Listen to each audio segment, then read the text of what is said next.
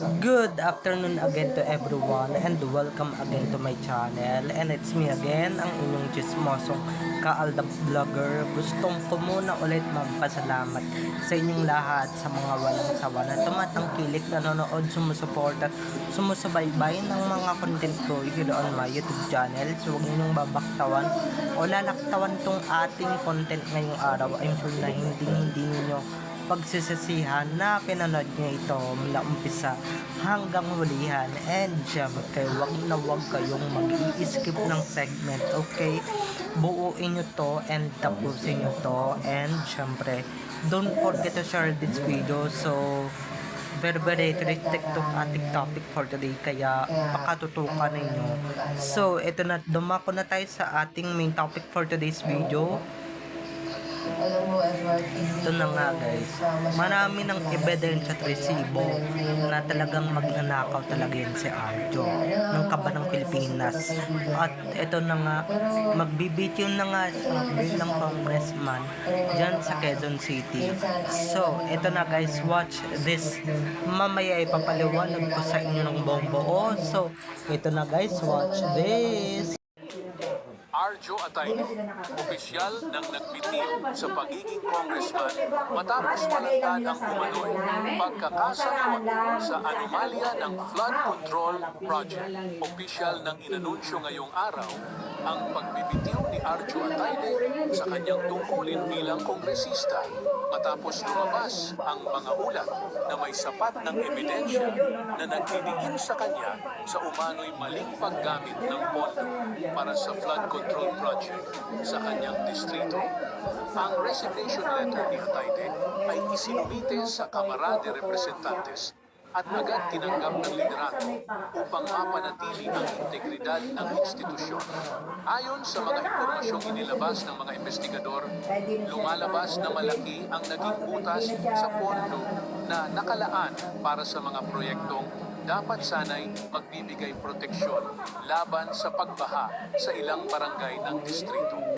Sa halip na mapunta sa mga proyekto, natukoy na malaking porsyento ng pondo ang nauwi umano sa mga pribadong kumpanya at personalidad na konektado sa mambabatas.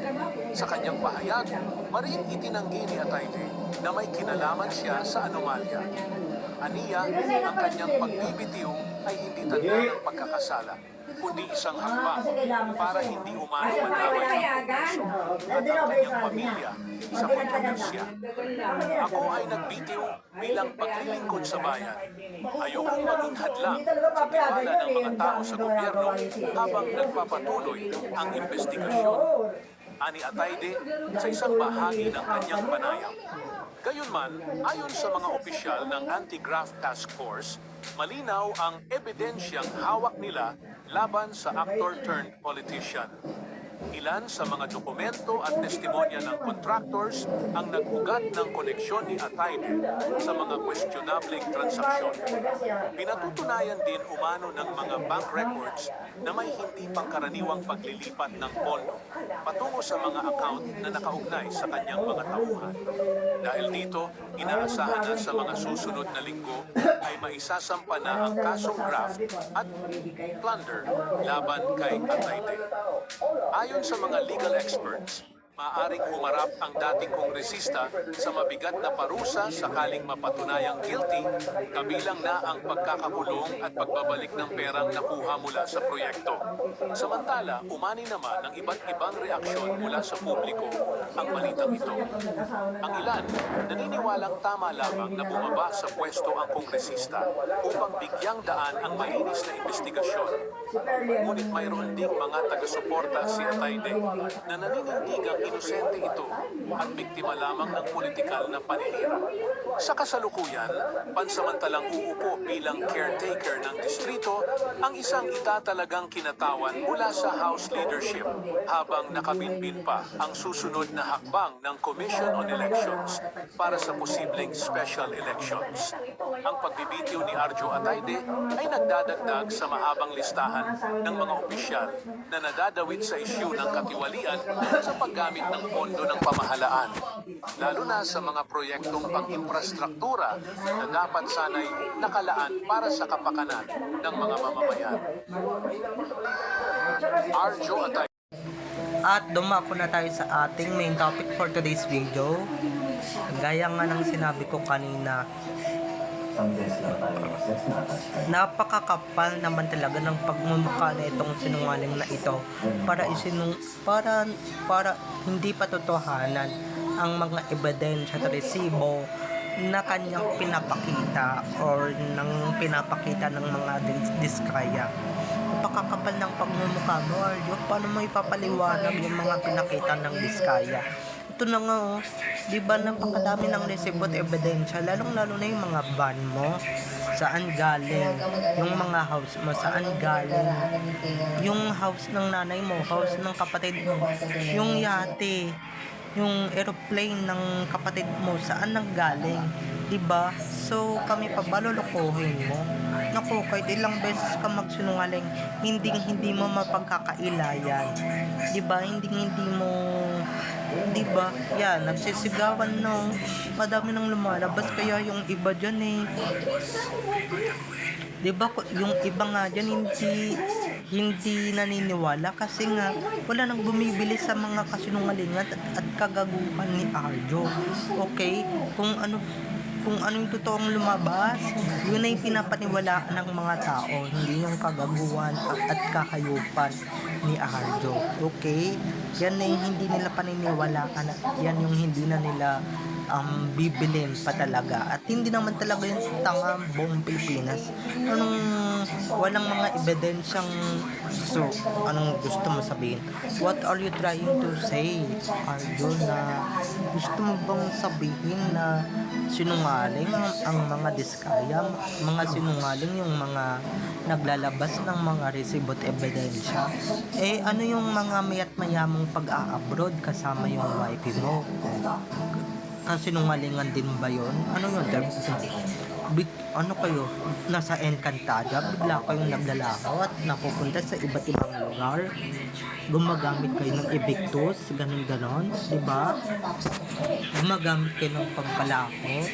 Ganon-ganon. Tapos mag-a-appear kayo sa iba't ibang lugar. Apakatindi, diba?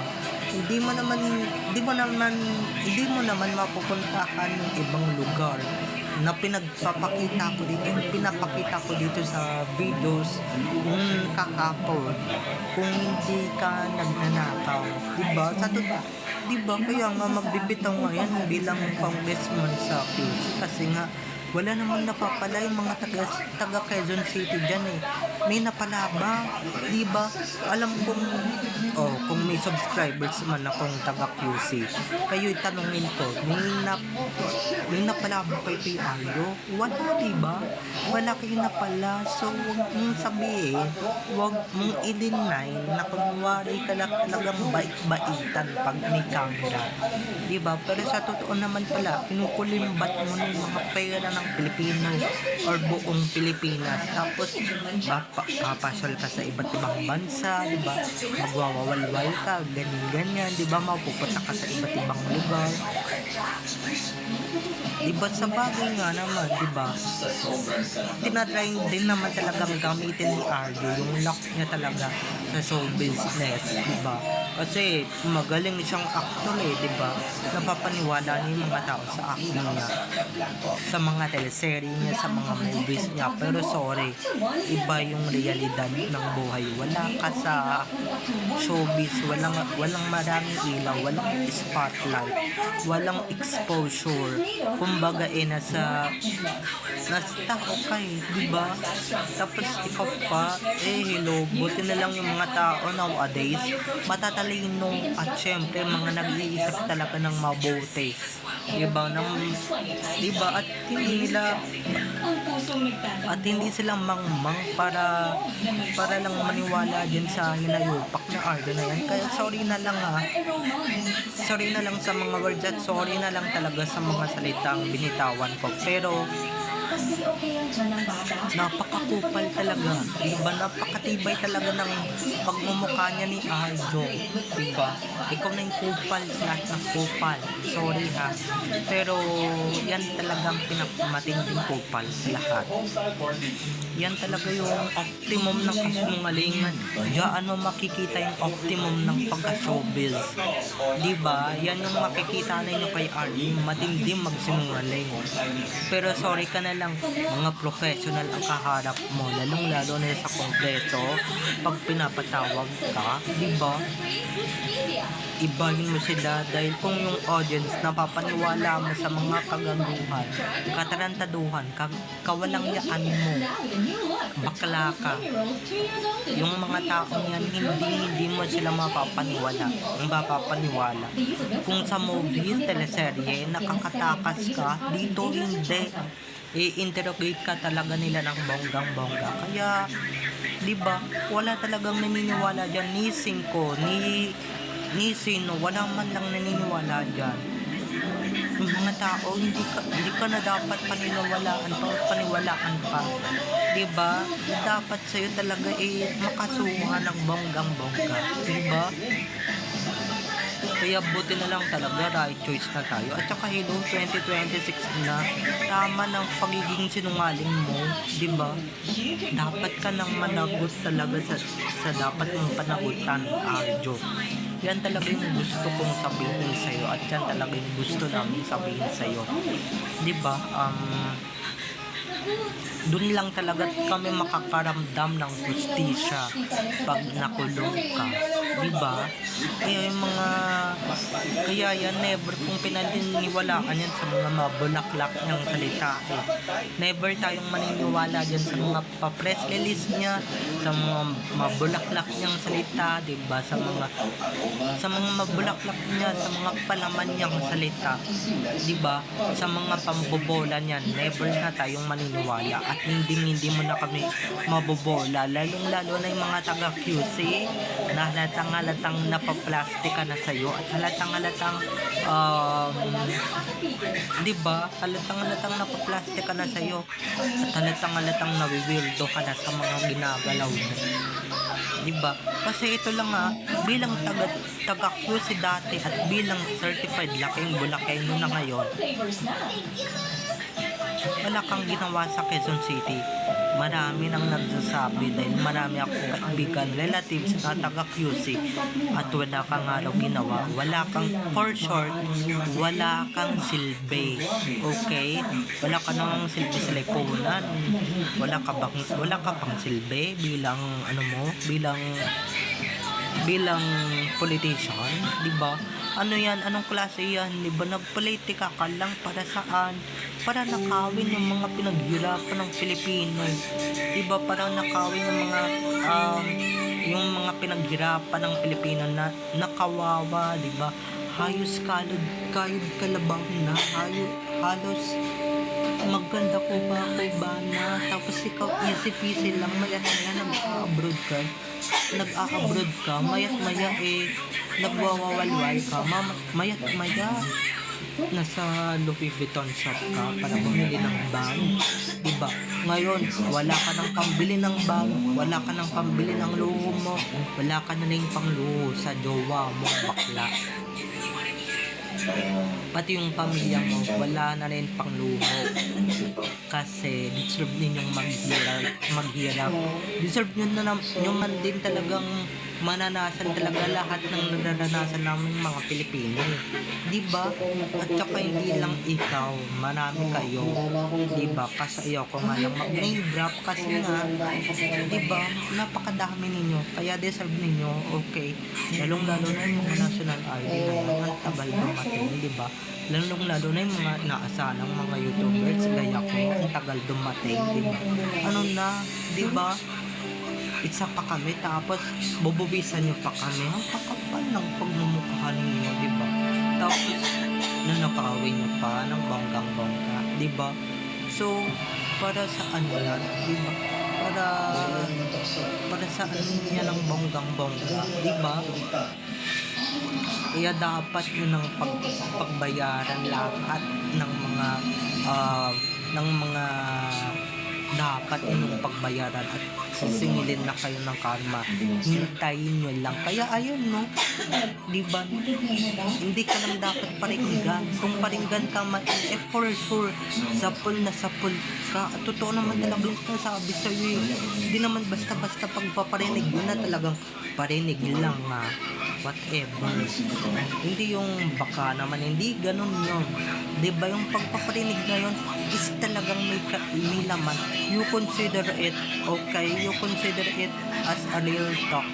Hindi pagpaparinig yun, real talk na talaga yun. Ikaw talaga pinapatamaan dun, Arjo. Isa ka na dun. Diba?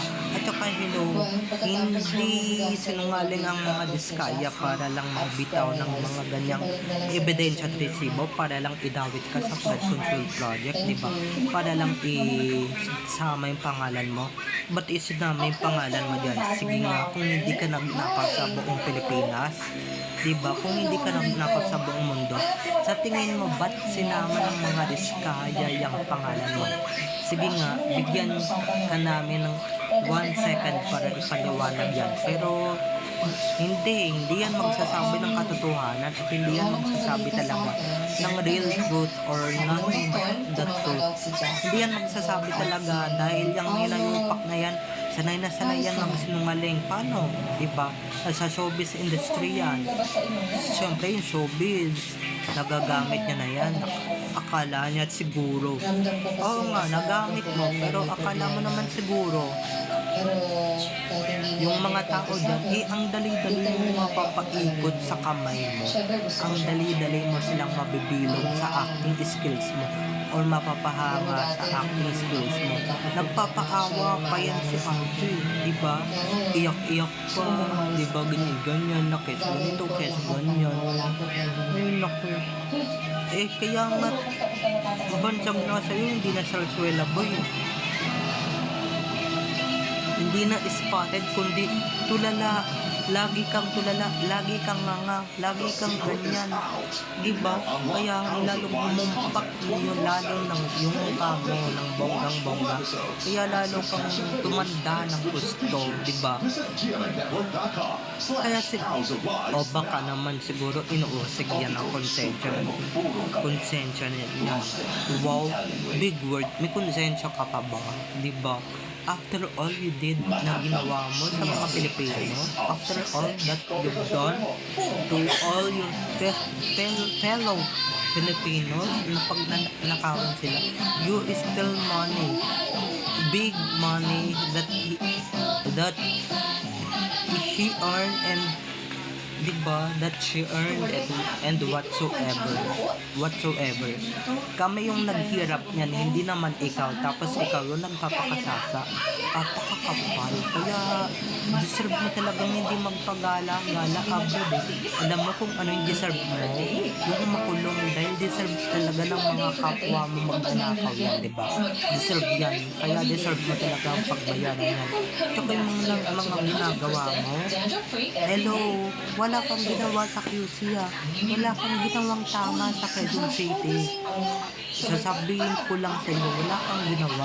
Sa tagal-tagal mo sa QC bilang mamamayan o bilang ano man lang, bilang bahagi ng politics diyan sa Quezon City, wala kang ginawa kundi mag-sit back, relax, tapos nakaw dito, nakaw doon, abroad dito, abroad doon, Greece, France, Thailand, Indonesia, kung saan pa, diba?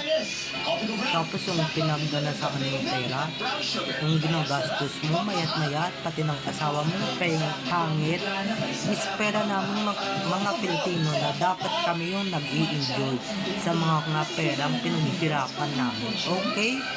So, bye-bye na mga ka-ADN. See you again on my next video. Bye-bye na. I love you all. Have a nice day. Keep safe and God bless everyone. Don't forget to subscribe to my YouTube channel and syempre,